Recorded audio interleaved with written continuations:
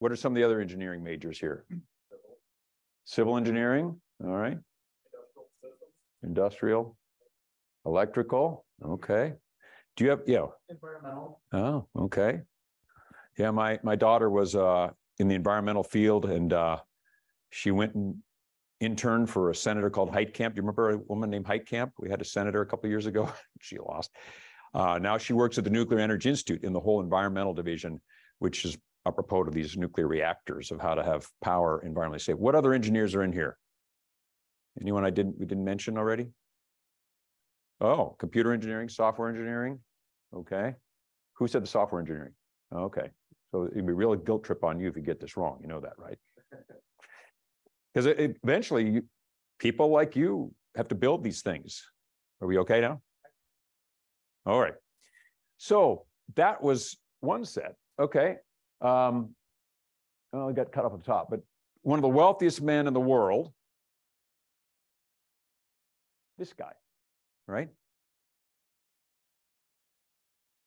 Yeah. He basically on last Wednesday, did you hear what he said about ChatGPT? How many know what ChatGPT is? Okay. This is a simple little chat bot that a guy from North Dakota helped create. You know that? The co-founder of ChatGPT, OpenAI, went to school in Grand Forks. He took classes at UND, dropped out of that. Then he went to Harvard, dropped out of that, went to MIT, and he did finish, okay? So finish your degrees. The North Dakota guy helped create the thing that Elon Musk and the nation, a European nation, banned on Friday. So I hope I'm getting your attention that this world is rapidly changing in ways that this man will be important, but he's not an engineer, so you got to help him, okay? I mean, you have to interpret for him what you know, all right? And the last thing I'd say is we can't have the Harvard, Yale people writing all the ethical answers, okay? I went to Capitol Hill one time, and our publisher knows we're trying to build an alliance of 5 states to engage technology. We've written the MOU, North Dakota, South Dakota, Montana, Wyoming, and Idaho. 13 research universities. It's in the magazine. Because when I went to Capitol Hill, there was an intern from Stanford who said, we just need you to build the widgets. You guys in the Midwest, women in the Midwest, we'll do the philosophizing about this. I thought he was joking. He was totally serious. He goes, we need about 200,000 engineers and the Stanford philosophy department. We will navigate the world for us, but you don't need to do that. If you're not offended by that, and I walked out going, we have to do something. He built this class. And if there's any doubt now, the second guy who built the biggest AI algorithm in the world is a North Dakota kid. All right. So there, take that. But you got to engage your brain. All right. So how do we frame this? All right. All these things are happening. And how do you frame this stuff? Okay. And I don't know, it keeps clipping off the top, but I guess I'll just talk to it. So what I would say, and I've given this several times, is we have 4 challenges. Creating the technology, right? Invention, controlling it because it's digital, all right? This is a battle to control for the software engineers. I hope you're getting some cyber classes. And then for the philosophy, you really have to civilize this stuff to make it more human friendly. There's an entire institute called Machine Intelligence Research Institute by Amy Bukowski, and they are devoted to making AI kind. I kid you not, kind. And they did a thought problem. If we have time at the end, remind me, ask me, that was so terrifying that some of his people resigned from Machine Intelligence Research Institute because of a thought problem, and he banned it off the internet. And somebody took a snapshot, and you can at least see the first couple questions of the thought problem because of civilizing technology. And last thing for the future professors here, Dr. Cooley's not getting out of this life alive unless he becomes an avatar and someone's got to replace him. One of you could be the philosopher in his very nice office, by the way, okay? So you are the most important here because people have had changes before, you know, invasions, religious revolutions, the Reformation, all that stuff. We have never had the emergence of intelligent machines. More than nobody preceding you has dealt with this. They're leading thinkers, Kevin Kelly, Ray Kurzweil, Rushkoff, I can list them all. The generation alive right now, you will be cursed or elevated by the generations that come after it, because you are the ones now building this rapidly changing period. And this guy, Altman, I'm forgetting the other guy from North Dakota. He's actually going to speak in a couple months, or help building these machines. Okay, so what theories do you have? Because there's a famous guy named Thomas Kuhn that says when you're about to have a massive transformation, it's preceded by confusion. Is our political system confused now? Absolutely. How about the economy? Anybody seen what's happened in the banking system? Does anybody follow the banking system? Someone tell me what happened in the banking system in the last 2 weeks. You want to take a try? The banking system almost failed 2 weeks ago. Almost failed. Since the 1930s, your deposits have been insured.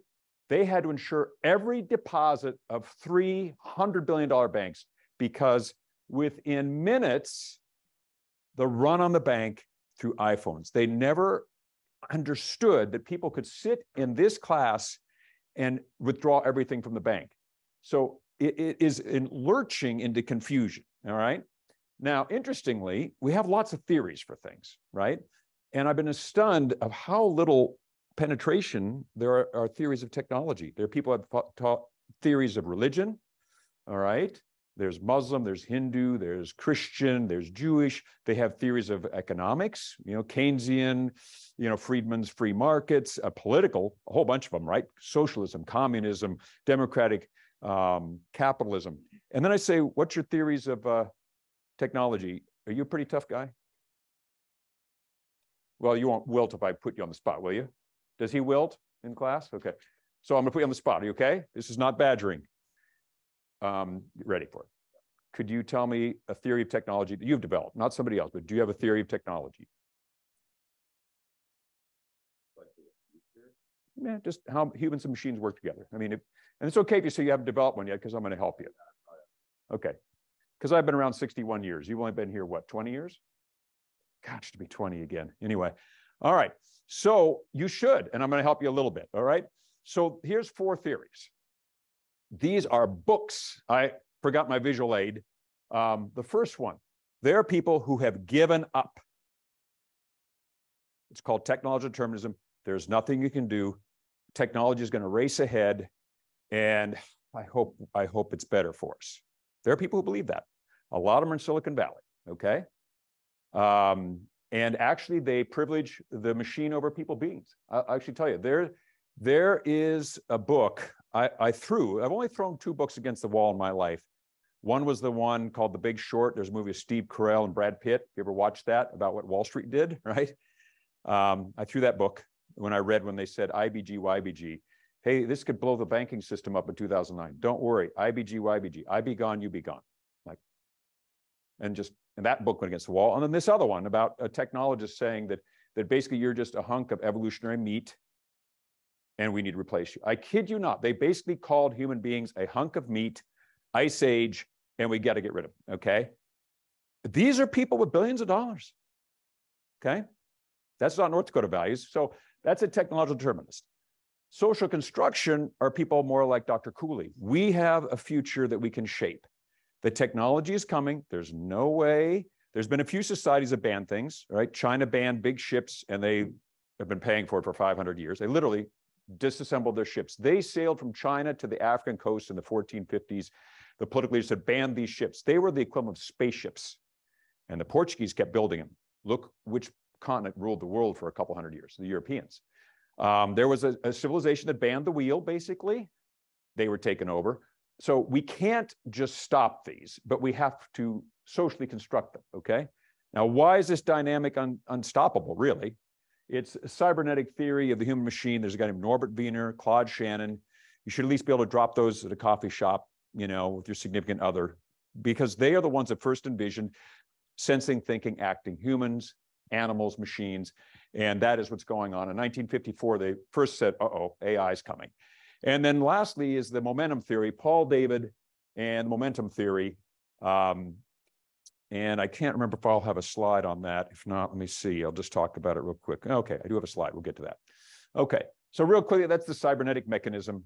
And you can see how we're teaming more and more with technology, right?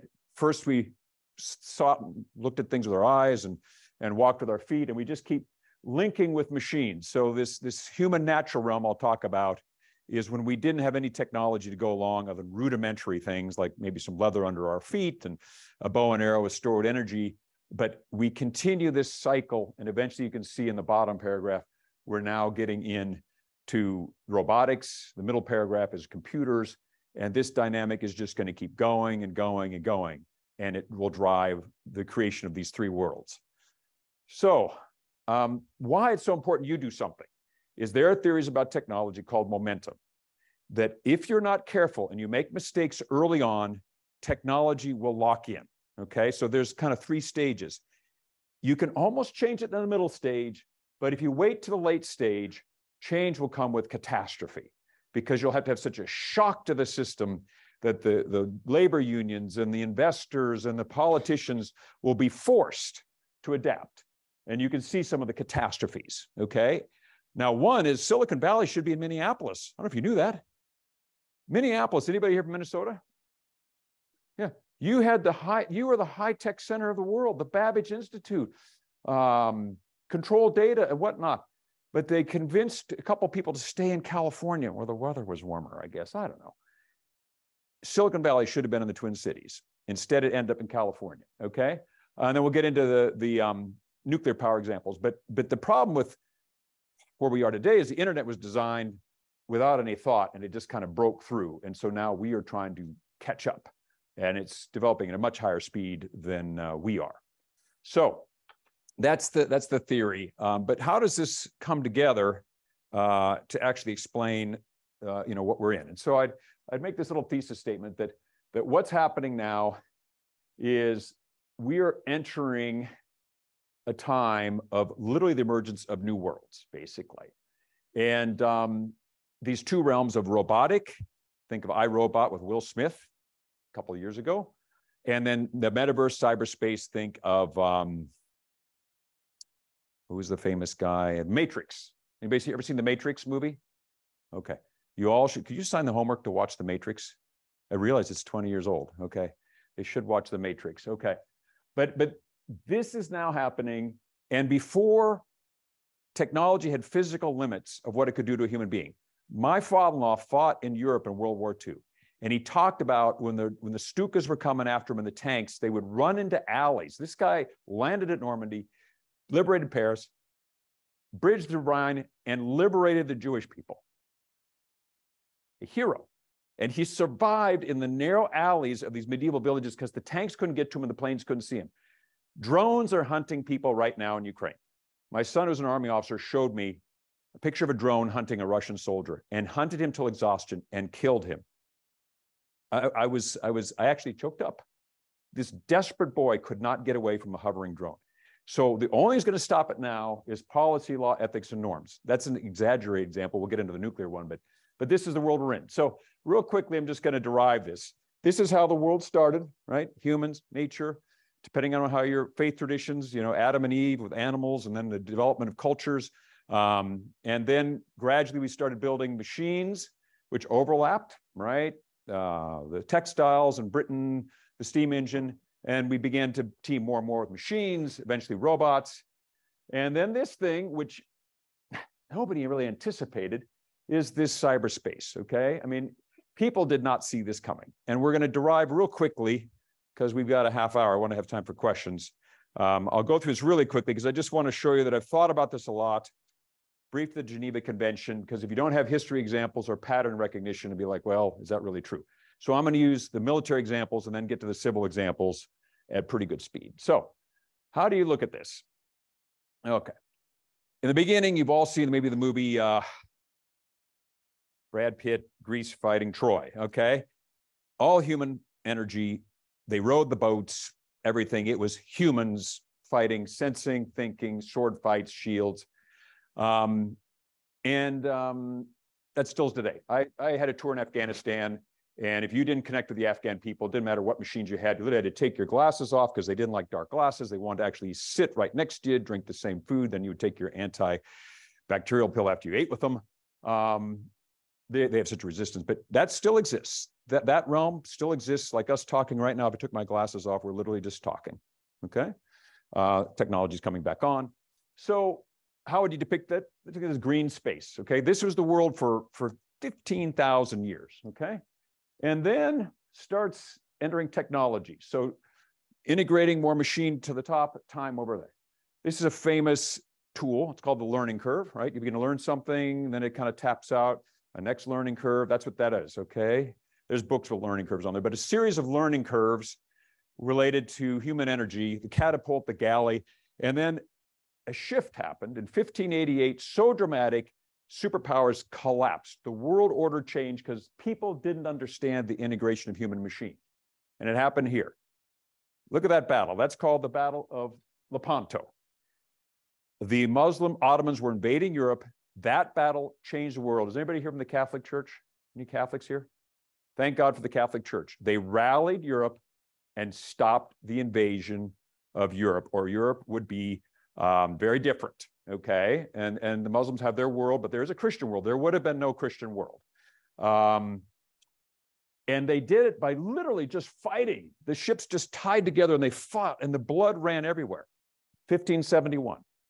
Then another battle came just 16 years ago. The same king who fought with the Pope in the first battle then fought Queen Elizabeth, the most heroic woman probably in European history. She stood up. Now, are there any Lutherans in the room? Lutherans? Okay. Reformation, right? Crushed the Lutherans and the Protestants. She stood up to the Catholic Church. Again, we want free exchange of ideas, which is how Europe began. In this battle, and the engineers went out. The gunpowder engineers said, don't even fight. Just blast the Spanish to bits with these cannons. And the Spanish cursed them because it was unethical that you didn't fight man to man. And the English were like, we got to fight with the machines. And it upset the world. This little pipsqueak country did not get conquered by the superpower. It'd be like if the United States was trying to invade Greece or something and our fleet gets turned away. And that was the beginning of integrating with the machines, okay? And so you can see it's depicted here, okay, of these curves. Now it continued, now starting to pick up speed, the telegraph, the ironclads, and then catastrophe we'll get into. World War I was catastrophic of machines unleashed on human beings, okay? Now, this is kind of what happened, right? A cannon, ironclads, tanks to protect human beings, and then anybody recognize that guy in the lower right? Anybody here got a pilot's license? The first ace in American history. Now we have somebody, Eddie Rickenbacker, flew this contraption in the air. They didn't have air combat till World War I, and some guy took a pistol out and shot at somebody, and then look what we have now, Grand Forks Air Force Base. So it was the integration of human machine, and that's how you'd see the world. Human, machine, integrated. Now this is where the ethics come in. So as this was going on, here we go. None other than the Russians said, this can't be right. We are not technological determinists. You're not going to eviscerate our soldiers with exploding shells. They wanted to make bullets, if you can believe this, that when we shot you, instead of you surviving, it would literally blow your guts out. And the Russians said, you have to stop doing that to these poor soldiers. We want them to go home at the war's over, if we lose, and they could be with their family again. So the Russians, no less, said, we've got to get arms control, meaning humans have to exert agency over technology, okay? And if there's a place where you'd say, don't worry about it, be war, right? We got to win this war. I said, no, we may lose a battle, we may lose the war, but we're not going to blow these young people together, and we're not going to poison them with lead bullets. Lead bullets are outlawed because you'll be lead poisoned the rest of your life. Okay, even you win the Medal of Honor, like they said, let's don't do this to these people. All right, so this continued on into more and more advanced machines, the tank, and then here, they saw the future. Engineers saw the future and said, we can't bomb cities. Now, the first one succeeded. We don't have exploding bullets. We don't have lead bullets. But anybody know if we've ever bombed cities before? The Germans smashed London, killed 30,000 people, and then the Allies obliterated Germany, obliterated. They burned in Hamburg alone 100,000 German men, women, and children. There's a writer named Kurt Vonnegut who only survived because he was in a meatpacking plant in the freezer. And he goes, how in God's name would we do this? They tried. Teddy Roosevelt tried to stop this. And what we've done to human beings is just terrible, okay? But they tried. And this progression has continued. There we go, okay, sorry. And this got more and more advanced with robotization. I worked with that robot on the right, which goes full automatic for much of my career. You turn full auto when the human's overwhelmed, it just fights, okay? So they already exist. And so you follow the trend, it continues on, and we then begin to build the computer. Anybody know what ENIAC is? The E-N-I, let me think. I'm gonna turn the, anyway, that World War II, B-1, B-2. B-1, B-2 were rockets, which became the basis of space exploration. Germans built those. ENIAC we built. Anybody know what ENIAC is? Yeah. It's the first electronic numerical integrated calculator, the C calculator. And it was built on these. Anybody know what these are? There we go. This is the basis of digital. All these devices you have, okay, started with this. This is just as fast as this. Speed of light, digital, but takes up a lot of space. The first computer was almost the size of this whole floor, okay? And it was ENIAC, first electronic computer. If you want to watch another movie about computers, watch Imitation Game, about the British trying to build a computer to stop the Germans. We really got the first electronic one. So we now have computers entering the scene and autonomous vehicles, right? They're now being unleashed by Russians on Ukrainians. There's robots fighting robots. It is now happening. But 2014 was the first time. And we actually, I was at the Geneva Convention when the United States finally came around and said, we've got to ban these landmines. And really what they're getting at is you just can't just let robots loose and start hunting you down. That's the beginning of trying to have the discussion. And I was at the Geneva Convention, briefed this framework to 100 ambassadors, and the ambassadors of Pakistan and India began yelling at each other. And they said, if you ever unleash, we'll get to cyber war on us, we will shoot all our missiles. I mean, it was terrifying to watch these countries. And then the Japanese stood up and goes, we will never unleash robots on China, because Japan had invaded China years ago. So this is ethics. This is the battle of making a humane world when you have machines killing people. So anyway, that's how you look at it now, right? Human natural, the integration of human machine, okay? I mean, I'm integrating with my glasses, but I'm integrating here, right? This is really helping me. I can drive now and talk. It's wonderful. I FaceTimed with my 3 grandchildren today. They're 1,000 miles away, and it's wonderful, okay? And then you have totally autonomous machines, which are emerging right now while you're alive, okay? Anybody in ROTC here, by the way? Oh, okay. Well, Army or Air Force? All right, well, thank you. We'll hopefully not maim you in battle, okay? You really have a challenge ahead, okay? My son's an Army officer. Okay, so that's the way to look at the military. There's fleets of tanks, right? And then those are autonomous machines at the top, right? The robot gun, yeah. So there's wonderful things that came from machines, okay? Arguably, the engineers, your predecessors, helped end slavery in the United States. If anybody knows any Civil War history, the soldiers and the generals in the South were superior to the North, okay? You ever heard of Robert E. Lee? I mean, he mangled the Union Army, okay? They went all the way to Gettysburg, and they barely stopped them in Gettysburg. The war would have been over. I can't imagine what the South would be like if they won the Civil War. But the engineers basically moved from, human labor in the factories to so many machines that in New York, they produced more output from New York during the Civil War than the entire South. So the Union armies overwhelmed the Confederates with all the cannons they had and all the rifles they had. And then mechanized agriculture, actually had the McCormick Reaper and whatnot up in the North. So basically, before you go out going, we're just going to build dystopia, thank God for the engineers. Otherwise, they were still on a 10,000-year-old economy in the South, slave labor, enslaving human beings, 4 million people, okay? And that's a treadmill. They literally worked people to death. When they couldn't carry on the treadmill, they just threw them under, okay? It was horrific. So don't mean to offend anybody from the Deep South, but the heritage there is just so problematic. But machines helped. And anybody know what that thing is there, you engineers? I'd say that's a beginning computer. That's a flyball governor, right? That a person didn't have to control the steam engine. Watt invented that too. So the beginning of automation was something as simple as that. So anyway, now it happened here in agriculture. Hamilton and Jefferson knew there'd be factories, but they always thought agriculture would stay small scale. This is my family's farm. That's my grandfather there as a young boy. Again, I don't know how to Make the little dot work. Anyway, 1910, okay? There's about 24 men in the back. You can't hear it. They're smart enough to stand in the shade, okay? 1938, how many people are there now? One. He did it himself. My grandma took the photo. Can't imagine the camera, some big thing like this. In one generation, 1910, 1938, 23 other people aren't needed. Massive disruption.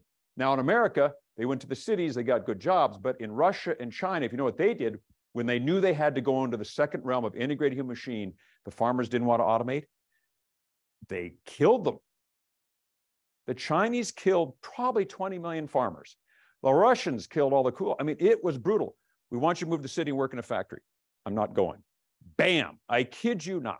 They had to have factory workers. Will you go to the city now? You went, right?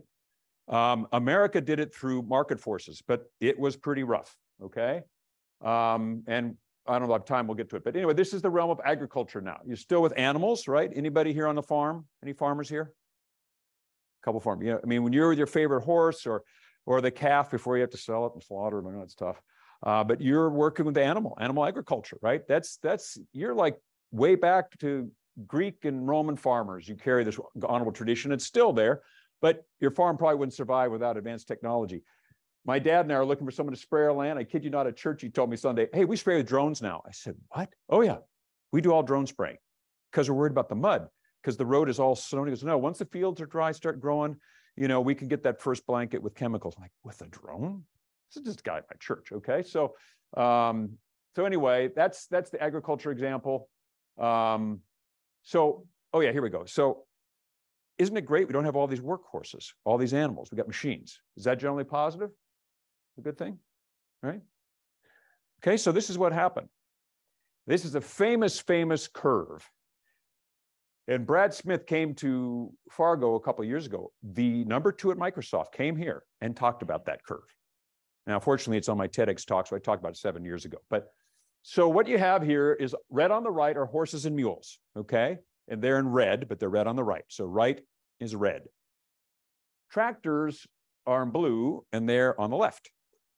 Since the end of the Ice Age, the rise of agriculture, the number of oxen and horses and mules generally have gone up, their population.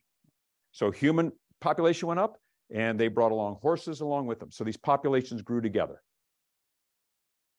In my grandfather's lifetime, a 15,000-year trend stopped. And just think about that. And I remember him arguing with my great-grandfather. He told me, great-grandpa Ernst Hagerott didn't want the tractor. And he said, Dad, he and his brothers convinced his dad to get tractors.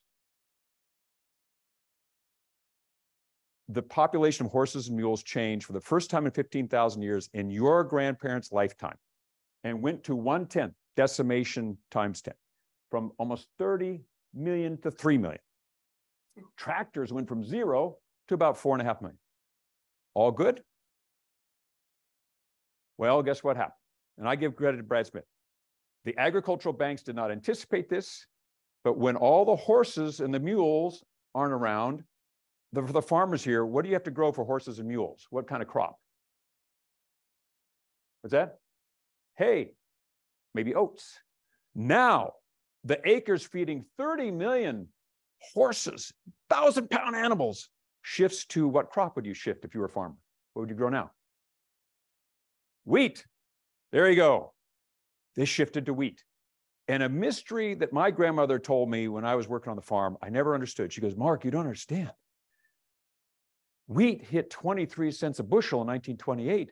We almost went bankrupt. And I thought, well, the Depression was in 1929. What's she talking about? For the farmers here, wheat was $2 a bushel in 1905. With 300 bushels, you could build a house. 1928, 23 cents a bushel. The farmers are going bankrupt. The banks don't have FDI insurance, which saved the country 2 weeks ago. The banks go down. The agricultural banks led the Great Depression, and the country collapsed because they did not understand second, third order effects of this. So now we are dealing with the second, third order effects of this and AI. So it's not just a simple straight line. It's going to, a whole bunch of things are going to be happening. And this is an example of just the carnage that happened because we didn't anticipate the shift of something like horses and mules to hobby horses, basically. All right. So, but just to make this even more complicated, that's just robotization, right? That's meant. Then we have the emergence of cyberspace. Dennis, were you born before 1980? Okay. Dennis was born. Okay. I mean, you can actually go over and can I touch your foot? I've touched someone who lived before the internet age. Okay. 1969, the internet came alive. Okay. 1969. You could take this class and draw the internet on the upper left. That's 1980. Okay. Then it went across the world. Those are the undersea cables, which I can tell you right now, the US Navy is fighting to keep those cables from getting blown up. If anybody doubts, when the Ukraine war broke out, the pipeline was blown up, which almost froze Europe. So fund the Navy.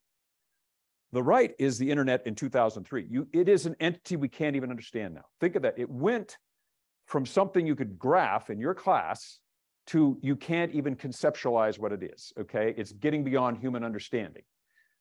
And whereas robots were predicted as early as Da Vinci age, okay? Or no, even before that. The ancient Greeks, Talos, the word Talos was a robot. They envisioned robots 2,000 years ago. Guess when the first person envisioned cyberspace? Guess how long ago that was? 1984, a book by Gibson called Neuromancer. We didn't even conceive of this till he wrote this book. And then your homework assignment in the summer then is to watch Matrix with Keanu Reeves and whatnot. So this is the world you have now. So if you don't think it's complicated already, think of robots, and then you add on this cyber thing, right? Or the metaverse you call it. So anyway, so how we would look at the world. This is the world you're in for the farmers. You have animal husbandry, you're still there. You've got the integration of human machine, combines, you have robots like my friend from church, Kelly, who's going to send robots out in our fields. And then you have this whole metaverse thing, which is coming into your world by these various machines. Anybody here use social media? Okay.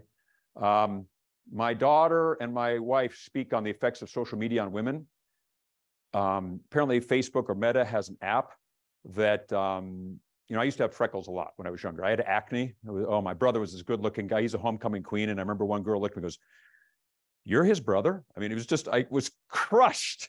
She was this pretty girl, but I had acne. He didn't have acne. It all disappears. So when you have acne, you look in the mirror and you see acne, and then you look at your friends, and Facebook has an app to remove all that.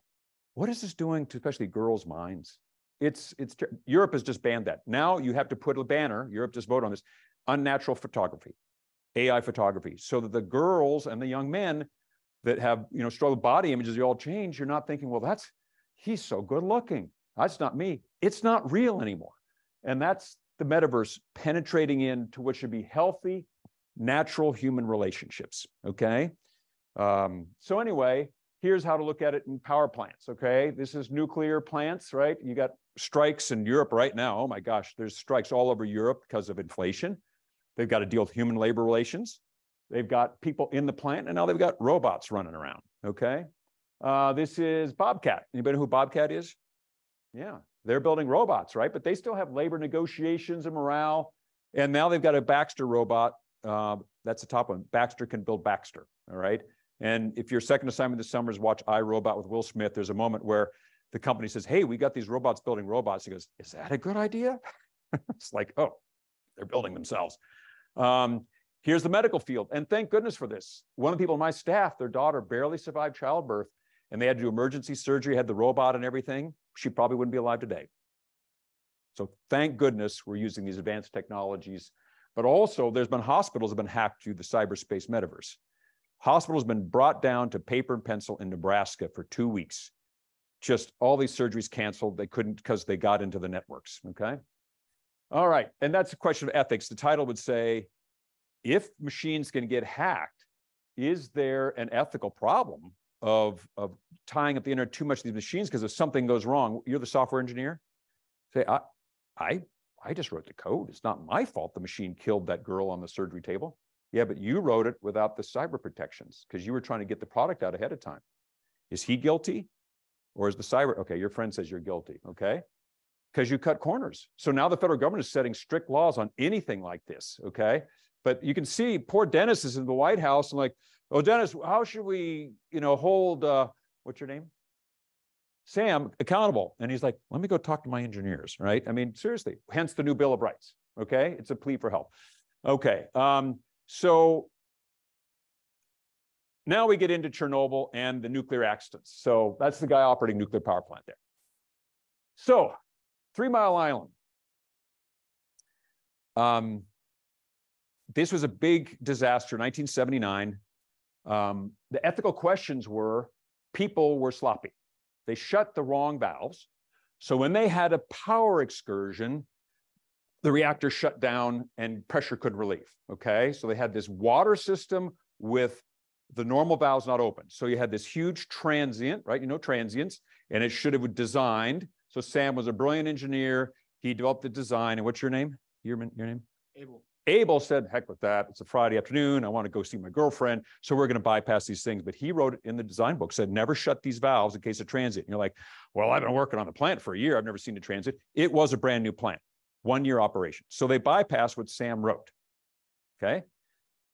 Second component error, someone was lazy, okay?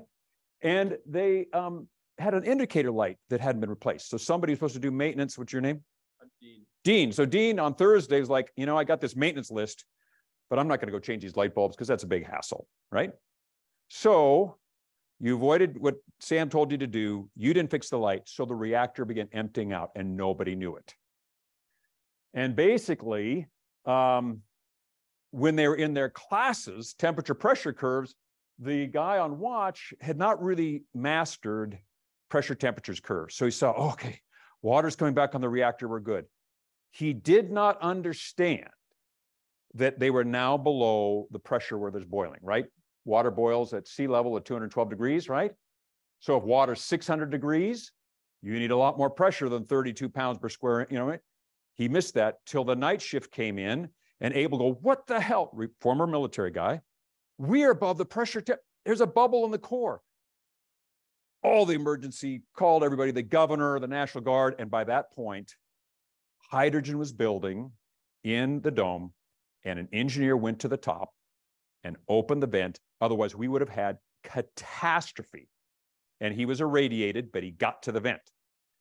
We'll get to that in Fukushima. So remember the vent. So the main thing, though, is when they did the recovery, the radiation levels were so high, the managers were ethical, and they used robots to clean up the debris, okay? They said, we are not going to radiate Abel when he goes in there, okay? And that was an ethical recovery. They screwed up. There you go. Yes. Which guy? No, he's okay, but the radiation was so high. You should watch this thing. There's a thing on 3 Mile Island, a little exaggerating, but they have a helicopter above. They're going, is there radiation coming out? A lot of executives lost their job over this. And they sent in military naval engineers like my training who follow strict orders under court-martial because it was dereliction of duty. And you literally go to Leavenworth if you derelict in the military, but civilians like, okay, fire me. And so the military went in and took over the reactors and rebuilt Naval Nuclear Regulatory Commission and ran it for a while. So the next disaster was Russia. People should have been, in my mind, capital punishment, okay? And several engineers did kill themselves after this, had the guilt. They actually committed suicide. Chernobyl, middle of the night, they had a poor reactor design. Think of momentum. Someone built this reactor. Let's keep going. And people are like, yeah, where's the environmental engineer? He's like, graphite burns. Do you really want a graphite reactor? Shut up, because we've already invested this money, the billions of dollars in there. And this reactor disaster explains a little bit of the Russian-Ukraine war, because these reactors were built by the Soviet leadership and they put them in Ukraine. Isn't that nice? We don't want these reactors in Moscow, but we'll put them in Ukraine, okay? Ukrainians never forgot this. So they cut some corners. They disabled the protections that Sam designed. Sam said, never overrule these protections. I'm like, well, we can't get this test done at about 2 in the morning. Never do anything complicated 2 in the morning in your engineering jobs. And they wanted to get off shift. So they overrode his test protections and the reactor literally blew up. There it is. But the most horrific thing they did was they covered it up The Soviets covered up the biggest reactor disaster in America in history. And do you know how the world found out about it? A Navy submarine in Scotland with reactors. Alarms start going off in the engineering room in Scotland on your Navy reactors. And they thought they had a meltdown in Scotland. And then they started going off in France, and they started going off in Germany. And it was the massive cloud from Russia, and they covered everything up. This led indirectly to the collapse of the Soviet government because of like, our company is so corrupt, we will poison the world and not tell anybody.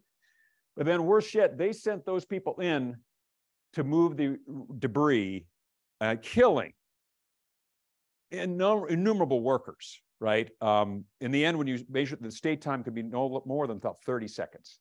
And they killed these people. And the guy that sent the order eventually committed suicide. So corrupt ethics of such a proportion that you know, some bankers stealing money pales compared to what people like you could do. So anyway, this is Fukushima. The design was an old design from the 50s. Anybody seen the video on Fukushima earthquake? Okay, that's the third thing you should watch. If you want to see the power of nature, oh my gosh, that tidal wave, when that hit, nothing like it has ever happened. That was a seawall. The Japanese built seawalls for their tsunamis. It overwhelmed the seawalls. And here's a design problem. They put all the emergency generators at sea level. So when the wave came in, no backup power. And reactors have what's called decay heat. 7% of their total power takes days. So there's nothing to remove the decay heat. The hydrogen bubble built up. Abel went up to open the vent. He didn't make it in time. There's a reactor on the left.